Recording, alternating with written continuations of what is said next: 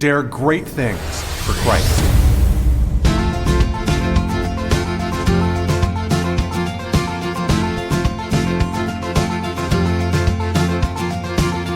Christ calls us to dare great things. In the marketplace, as well as in the mission field, there has never been a time like the present for the spirit of the Catholic entrepreneur. Now is the time for men and women of great courage and great vision to engage our church and our culture. Now is the time to dare great things. And here is your host as we dare great things, Father Nathan Cromley, the president and founder of the St. John Institute. When it comes to leading others, Christians ought to have a distinct advantage. After all, Christians who lead believe that they are leading in the hand of God and following His lead. But what does this advantage actually look like? One spot where we can see it particularly is in our belief that our sins can be forgiven. How does our claim about the forgiveness of sins impact the world of work? In this second of our series on the Christian advantage, I want to explore the power of mercy to transform our vision of leadership. Hey everybody, and welcome back again. I'm glad to be here with you to deepen with you your understanding of leadership in the position of a Christian, that is, following Christ, right? Like, does Christ in our Christian faith actually make a difference in the way that we approach the leadership challenges that we face at work every day? Now, of course, I always talk about work, but you can take this home. It's the same thing for a mother, a father, being parents, of your children, or trying to run your domestic household. That too requires leadership, just like it requires leadership to when you're involved in different segments of society, right? So you can apply this across the board, because wherever there's leadership, there's two things in common. Number one, there's a leader, and number two, there are followers. Okay, there's someone who's generating an influence or an impact in the world, from a teacher in a classroom to a nurse, at a hospital bed, right? To a student who's helping their teacher to teach by listening intelligently, and so forth, right? There's always someone who's influencing others, because all of us, anytime we are acting, are influencing and shaping the world around us.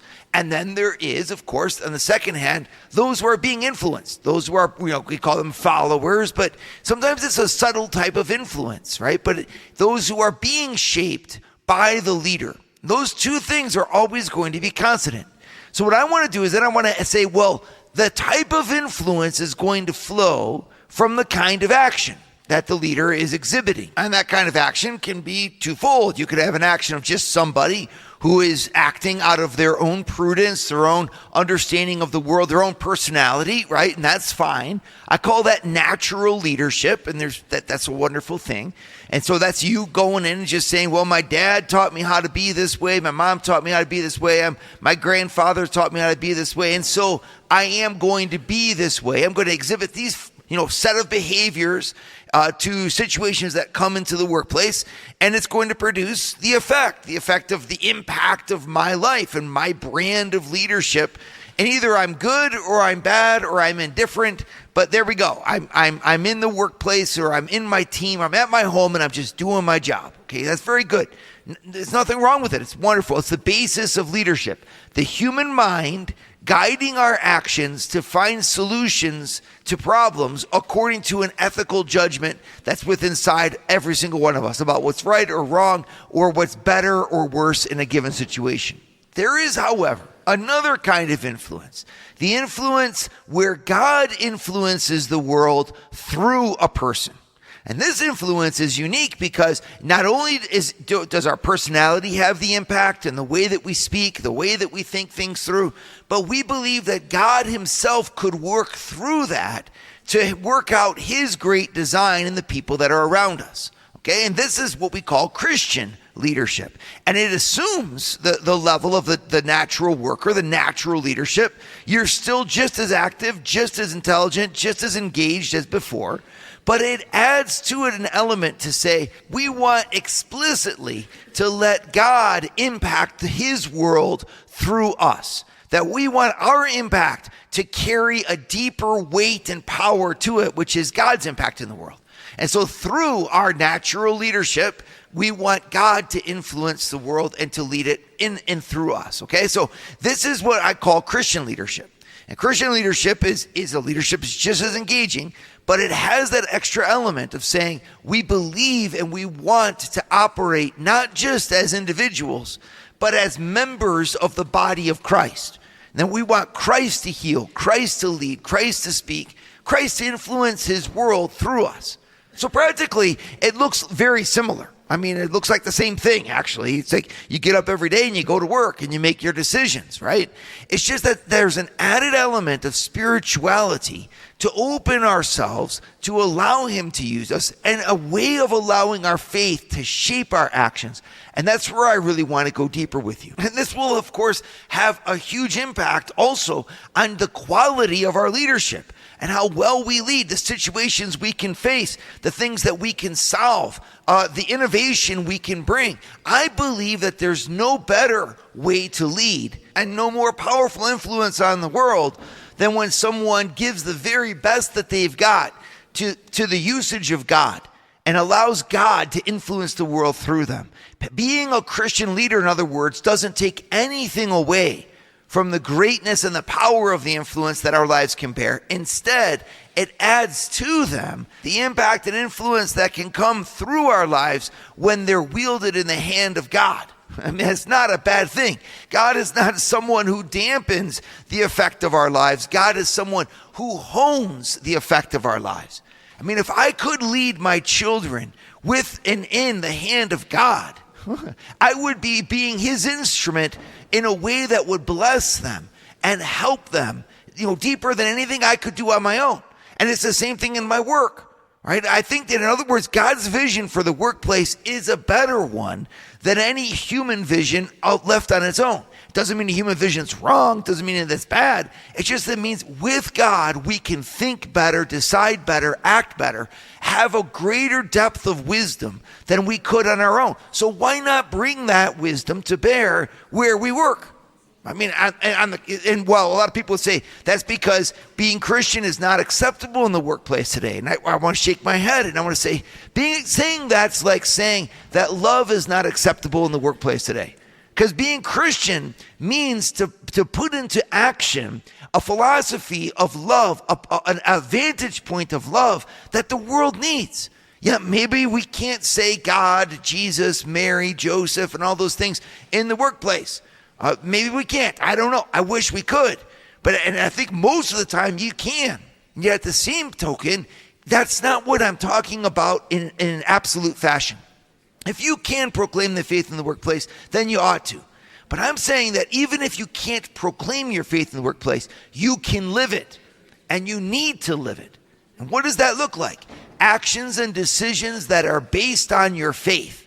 And that when you do that, your actions and decisions are going to be just as practical as everyone else's. Do we sell the business? Do we buy a new piece of equipment? Do we expand our factory? Do we hire, our competition's workforce? All those types of decisions that you have to make every day.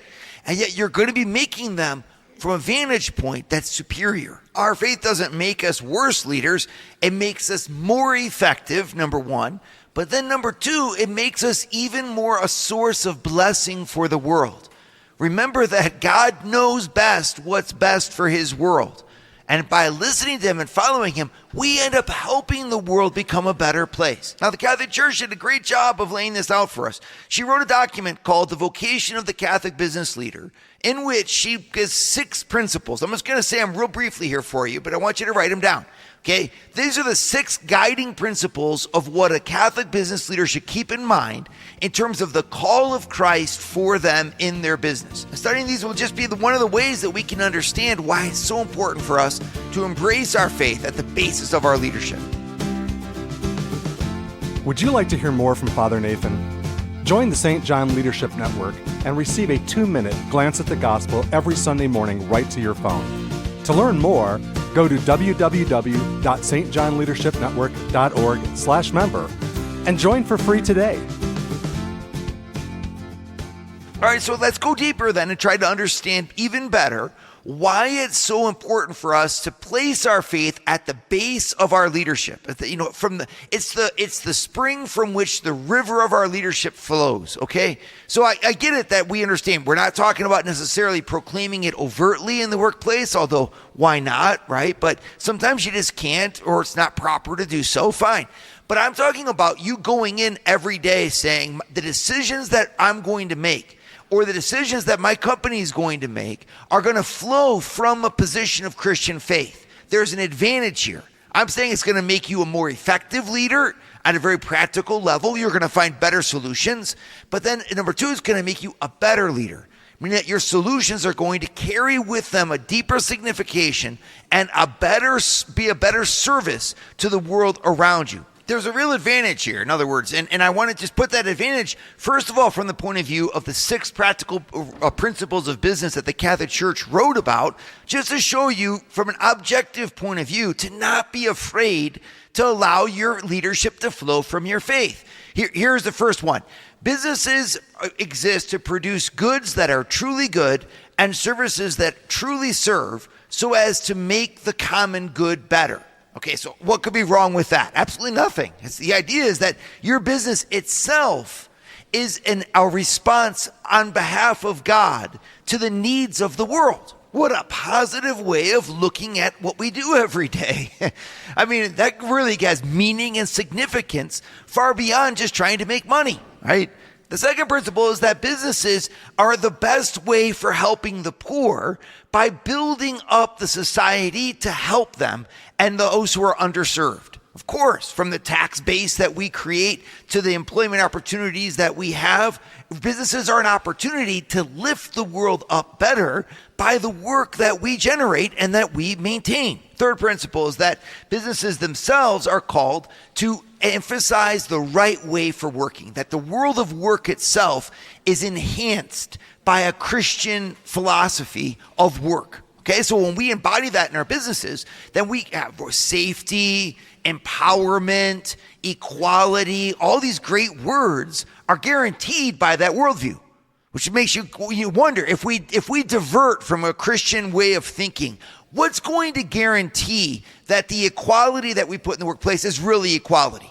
And that the safety is always going to be maintained for the workers. I'm just not quite sure that a worldview that doesn't have God as its basis is going to always preserve and protect the human beings that are working with us. The fourth principle is called subsidiarity. It's a strong Catholic word, but what it means is that the employees who are in the organization are called to exercise appropriate authority as they contribute to the mission of the organization.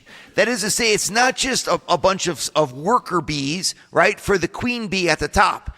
Instead, the workplace environment is one of empowering the people to make the decisions that are at their level in the organization. Okay, that is a better way of looking at society, because it now means that working in a place actually lifts you up to a higher level of dignity instead of depriving you from it. The fifth principle is a really beautiful one, and that is stewardship, meaning that the business doesn't just belong to those who own it. The business belongs to everybody who participates in it, and that we have a sense of responsibility for this as a beneficial entity for the world. And the sixth one is that the profit that is generated can be shared and lift up the world by the generation of monetary profit. I mean, what a wonderful way of looking at business. And I'm just putting this out there as one example, right? Because again, most of the people who are Christians today in the workforce are struggling to really say it's a good thing to follow God as a professional. The world is instead redefining our professional careers and our work abilities in terms that are purely secular, and then saying that a religious worldview when it comes to work is actually not welcome, that somehow it'll be disadvantageous or it'll affect in a negative way the world of business. And I want to fight that with everything that I've got. Because the whole beauty of the tradition of the Christian church is that our church has consistently maintained that the free enterprise and business and the world of work is a blessing. And therefore the leaders of that enterprise and of work and of business need to embrace their faith as what guides them. so that then their businesses can flourish according to the plan of God. And people then say, well, what does that look like? I just gave you 6 amazing blessings. If I was going to summarize them from right there, it'd be number 1, that your work is going to be quality work. Number 2, that you're going to be able to help people who need jobs. Number 3, that you're going to work in a way that really benefits the worker in terms of safety and quality and puts the worker first. Number 4, you're going to empower your workers and train them. Number 5, you're going to be an example of a stewardship of something greater than yourself. And then number 6, you're going to bless the world by the profit that you generate. This is all told really an amazing vision for work. Why wouldn't we embrace it? But it doesn't stop there. In fact, it just starts there. I want to talk to you especially now about another amazing aspect, a reason why we should allow our Christian faith to really flow through us in our leadership, and how Christ will help you to be a great leader. Here's the reason I want to emphasize in this particular class with you today, and that is the forgiveness of sins. Now, you might say right away, well, this sounds really personal, and this sounds like it's something that's really spiritual and touches the heart. I'm going to say, exactly. Remember that you are a person and that you have a heart. And that every leader who is leading is a person with a heart. Well, I have 2 things that I can do, therefore, with myself. I can either care for myself with the love of God and therefore develop into a leader who's a person who's loved by God, with a heart that is loved by God and graced by God. Can you imagine what your leadership would look like if you had that perspective? It would look amazing. You'd put everything that's beautiful about yourself into your leadership. But if instead I were to say, no, you know what? My heart is off limits. I mean, can you really lead people if you don't lead people like a person? I mean, you might be able to move them around. You might be able to command them. But I'll tell you what, your leadership will remain superficial because you have remained superficial. The heart of a person is the depths of who they are. And God wants into that heart so that when you lead people, you don't just lead them from the outside, but that your leadership impacts and improves who they are on the inside. Well, to do that, we need to be improved on who we are on our inside, right? In other words, it's like God wants us to lead from the inside through the outside so that through the outside, we can touch the inside, right? From our heart through our actions, so that we can shape and direct the actions of others in a way that impacts their heart. This is really, is there any other way to really lead? I think everything else is superficial. People want to criticize Christian leadership. I think we could turn around and say, wait a second, I'm not quite sure that the other way of leading is all that much better. And here's why. Forgiveness of sins inside of me both is a key for myself becoming a great leader, and it's also the key for me allowing my workspace environment to be even more dynamic and uplifting. Would you like to start your Thursday mornings with a scriptural leadership lesson? Join the St. John Leadership Network, where Father Nathan hosts a 30-minute call at 6:30 a.m. in all 4 U.S. time zones. To learn more, go to www.stjohnleadershipnetwork.org/member and join for free today. All right, so what does the forgiveness of sins have to do with leadership? And I'm talking about workspace leadership. I'm talking about any form of leadership that's out there. All of them are going to be affected by how we view the forgiveness of sins, because leadership is always about people.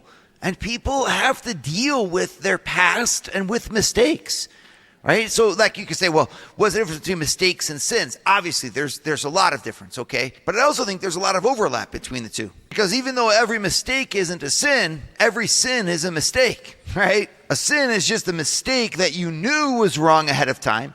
You deliberated upon, that you freely chose to do, okay? And then you put that from the perspective of God, and it's called a sin. If we take God out of it and just look at it from a purely natural level, right, we can have those same ideas, those same things that we could do. We could do mistakes that are just mistakes, but we could also do mistakes that we knew were wrong, we deliberated on them, and we did them anyway, okay? It's just that we don't have to put it in the perspective of spirituality or God. And then they're just called big mistakes, okay? So you can, it all depends on how you look at it, but essentially there's a lot of overlap there. how do I cope as a leader with the fact that I am not perfect and I have chosen in my own life things that have made me flawed foundationally? And then how do I deal with that in the people that I'm trying to lead when I see that they deliberately are choosing to be flawed and that's creating havoc in the world around them? When faced with mistakes that are voluntary, and then, or sins, if you would, in ourselves and in others, there are three different positions you could choose. Okay, it's going to be one of these three. You're either going to say, there are no mistakes don't exist, sin doesn't exist, there's no right and there is no wrong. And instead, everyone just does things, and we're not going to judge anybody based on anything that they're going to do. Okay, that's a very common option. People are instead like, hey, it's a dog-eat-dog world out there, right? I guess that means it's okay to trample on people because it's a dog-eat-dog world. I mean, the question is not whether there's a dog-eat-dog world, but whether or not dogs should be eating dogs, okay? But then you're like, wow, now you're going deep. Well, I know, because I'm a Christian. And I don't think that first way of looking at sins or voluntarily chosen mistakes, right, by people is the right way. I don't think it's good in our world to say there is no evil and there is no wrong. Instead, everybody's right all the time, because it's all fun and games until their choices affect you, and then you're going to be hurt by them. And I don't think we should live in a world that's like that. And on the contrary, though, the other choice that some people make is to simply live in condemnation that's a perpetual one, meaning if you make a mistake, it's unforgivable. And this, of course, is untenable deep inside unless you deny that you yourself make mistakes, which is exactly what a lot of people do. They walk through the world literally saying that they're thinking to themselves that they're great and then pointing out the flaws in everybody else. Okay, this is another very common way of proceeding. And it's very difficult when a leader is that way because they have power behind them. So when the leader doesn't open themselves to self-criticism or the criticism of others by being able to say, you know what, I am really flawed and I have chosen to be that way and I'm responsible for it, because they can't cope with that, well, they're going to leave really deep impacts of negativity in the people that are underneath them. And then the harshness of their judgment on the people that are underneath them will create the exact same system that they're living under, meaning that nobody can really live in a world where there's no forgiveness. So they'll simply deny that they did anything wrong. And then you create a workplace culture, or it's the blame game, and everybody's shifting and covering themselves from any kind of wrongdoing, and everything is everyone else's fault. There's a third way, however, and I want to put this as the Christian advantage. And that is to say that sins can happen and grave mistakes can be made, and they might even be voluntary, and yet they can also be forgiven. Now, I'm not saying it's okay to always forgive them, okay, because sometimes you need to dismiss, there needs to be accountability, this and that, but that they can be forgiven is so important, because it allows us to say that, hey, in the end, a job is just a job, okay? So there's more to you than your workplace performance. There's more to you than how you present yourself in the eyes of others. That you have a dignity as a person that's an absolute and that is greater than even the dignity you can earn by performance. Your performance might not be good, and you might be to blame for a bad performance. And yes, maybe we'll have to hold you accountable for that, and I'm not saying you shouldn't. But I'm saying that deep down inside, guys, we need to remember that the human person that we're dealing with in our leadership, that person is deeper than the position that they have in our organization, or even than the way that they're acting in the family situation. I mean, if we took our children, for example, we held them up to that scale and we demanded absolute perfection of them, or else they wouldn't be loved, I mean, we're going to create psychopaths. And that's exactly what's happened in some families, right? People are so deeply wounded by that way of that. And why? Because sins can't be forgiven. And on the other hand, you've got people who are deeply wounded because people have denied that there's any sin. There's any sin out there at all. Just said, no, everything you do is fine. Just do what you want. Well, that's also a deep wound, because you leave people bereft of any landmarks by which to navigate their pathway to happiness. There's nothing sure or certain in their life, well, that's also going to have huge psychological impact. And in the middle, there's the Christian position, which has this beautiful freedom to it and redeeming quality of a religion that comes from a Savior. And it says this: both you as a leader and you as a follower can accept that you made mistakes. You can even accept that you made them voluntarily. Why? Because your sin or your mistake is not the end in and of itself, but rather it is the beginning, thanks to God's mercy, of something great. That your sin is a spot where you can open yourself up to a Redeemer who wants to join your life with his so that he can make your life shine with his. I mean, that's an absolutely amazing thing. That means that a leader who's aware of their own flaws and their own choices that have been negative and their own capacity to hurt other people will most likely be the most sensitive, the humblest, and the most compassionate leader of others. As God has dealt with me, so I can deal with you. So if on the one hand, I'm saying to myself, well, God has no room for sin, and therefore there is no sin. Well, I'm going to deal with you in the same way. There are no rules. Well, that's not going to be a good leadership. On the other hand, if I say, well, God's going to condemn my sin, there is no hope, well, I'm going to say the same thing to the people that I work with. But if I'm a Christian, I say, no, there is evil. I'm capable of it, which is why I'm going to be humble in your presence. And yet at the same time, I'm able to steer a course away from it with God's grace. I'm going to be able to do the same thing with my workers and the same thing with everyone around me and the same people who follow me. I can bring in a perspective of this world that the world desperately needs, which is to say there is a right, there is a wrong, and any wrong that we can do can be made right by the one who loves us and has redeemed us by his blood. And his name is Jesus Christ. And a leader who leads with that conviction will lead both in the truth of what is right and wrong, and yet at the same time will lead in the truth about the humanity of the people who are doing the right and the wrong. A humanity that needs to be refreshed and encouraged, and that needs to have compassion and humility, and it needs to be connected with in order to lead it right. Dare great things for Christ. Share your feedback with Father Nathan. Send us an email at communications@stjohninstitute.org. That's communications@stjohninstitute.org. And visit www.stjohninstitute.org and sign up for our newsletter to receive updates from Father Nathan.